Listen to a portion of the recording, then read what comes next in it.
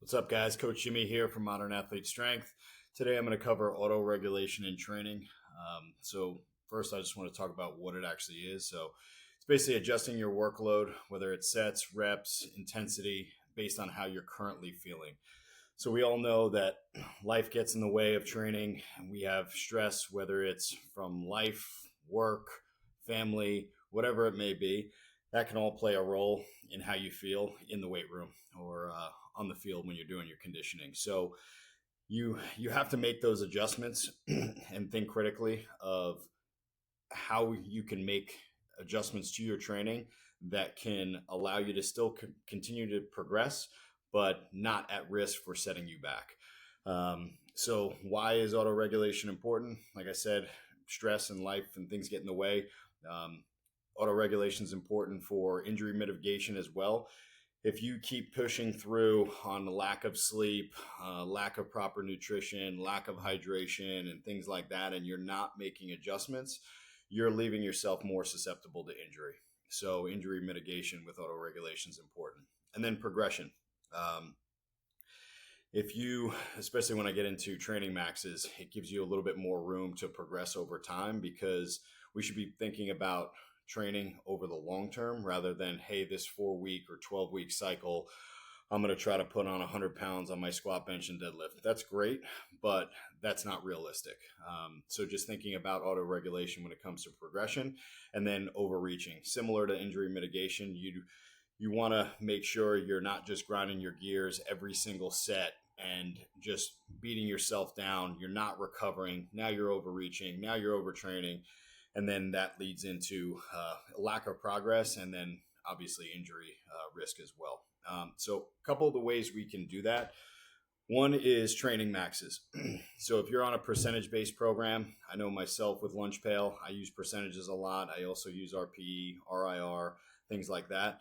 But I'm going to cover training maxes. So basically, when you think about training max, so you have your 1 rep max that you've ever lifted. So you have your best bench press, best squat, best deadlift. You have that number in mind. So if you have an all-time PR, all things were perfectly aligned. Your sleep was probably great. Your training was dialed in. Your stress was dialed in, and you hit that top number. We all know that that's not realistic. You're probably not going to hit that 1 rep max every single week. Obviously, you shouldn't be training like that either. But so what I recommend is taking that 1 rep max, your all-time best, or your current 1 rep max, taking 80 to 90% of that and using that as your number when you plug it into your percentage-based program. Because what that'll do is, yeah, it may be a little light, but it leaves room for improvement from phase to phase, where you can slowly go from, all right, I'm taking 80% of my max for the first month. Then maybe I'm going to bump it up either 2.5 or 5%. So now I'm taking 85% of my 1 rep max and slowly moving the needle as the phases progress, as opposed to just trying to grind your gears at 100% of your all-time best training max. Okay, so it allows more room for progression. It might feel too light at the beginning. That's okay.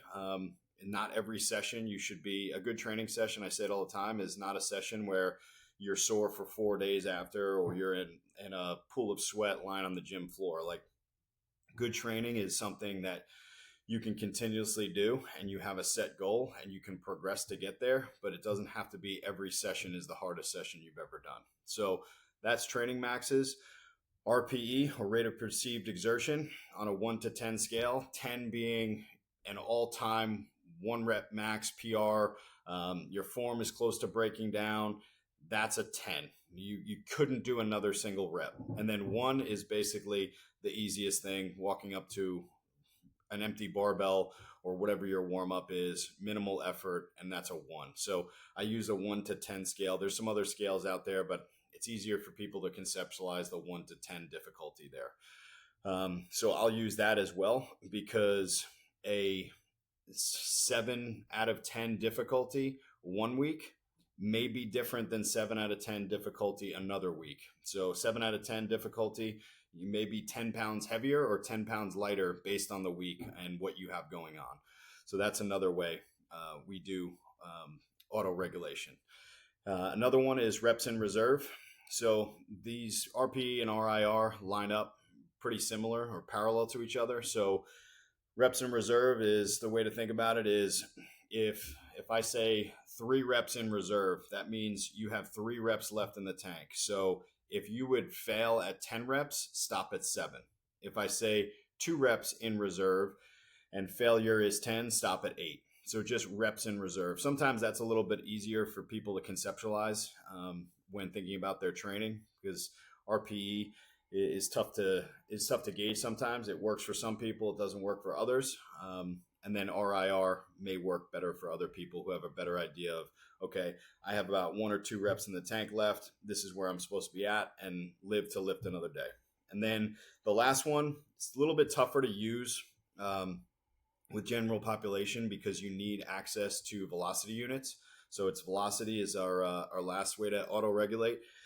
If you don't have access to a velocity unit, it's tough to get a quantifiable metric to this. That you can't. But you could, if you had access to a velocity unit, you could use that as well. Where I've used it in college, where I'd prescribe particular velocities that I would have my student athletes try to get up to. And again, that could fluctuate week to week based on how the athlete's feeling, whether they're sore from practice, whether whatever stresses go into your life. But it goes all the same with RP, RIR, and velocity as well. So, but again, all of those are different ways you can auto-regulate. But again, it's just, you know your body's better than anybody. So just understand that, yes, there's a point in time where you have to push through, but just being smart and customizing this based on how you're feeling for that particular day or that particular week.